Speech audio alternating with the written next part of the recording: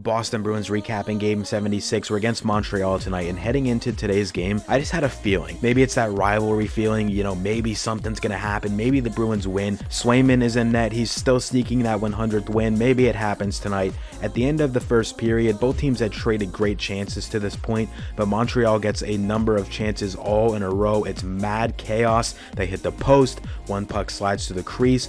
By the end of the shift, when the Bruins finally clear the zone, Johnny Beecher up ice, he gets a chance one-on-one. Montembeault saves. Patrick Brown comes up and pushes Montembeault's pads in. Obviously, Canadians take exception. I wish I could show these fights and scrums, but TikTok hates when I do that. They take my video down. We're at the start of the second period now. Bruins had played that great first period. Maybe we can do something in the second. Behind the net angle, we got that Swayman perspective. Rebound, no Bruin can control, and Christian Dvorak scores past Swayman. So right at the beginning of the second, we can see what we were in for. Jeremy Swayman, though, he had a really good game. He really wants this 100th win under his belt. Who knows if it's going to come this season, man, but he makes an absolute stone cold robbery save here. He's crawling back into the crease. It's a sure thing goal. This is scored 99 times out of 100, but Swayman extends his glove. Puck lands right into his glove, pops out. Absolute stone cold robbery by Swayman. The Bruins were offering up nothing offensively. I say that so often, but we had one shot on goal through the first 15 minutes of the second period.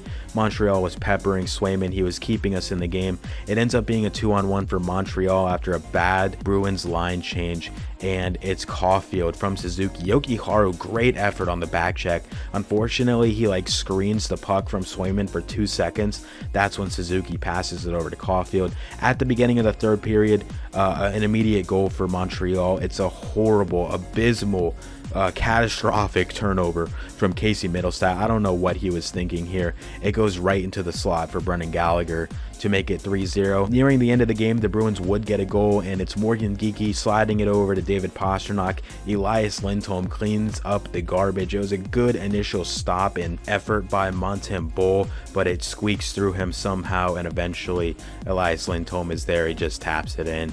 So it's 3-1. Now, the issue with this goal was it was with enough time where the Bruins had an opportunity to pull Swayman, which means that Montreal gets that empty net goal on the board. It's Nick Suzuki with the empty net goal. That's gonna wrap up this game. The Bruins are nearing history here. 1924-25 season, we had an 11-game losing streak. Bruins only need one more loss to tie that. 2 more losses in a row to break an all-time record. Given the schedule ahead of us, it looks like it might happen. This game, though, Bruins lose 4-1.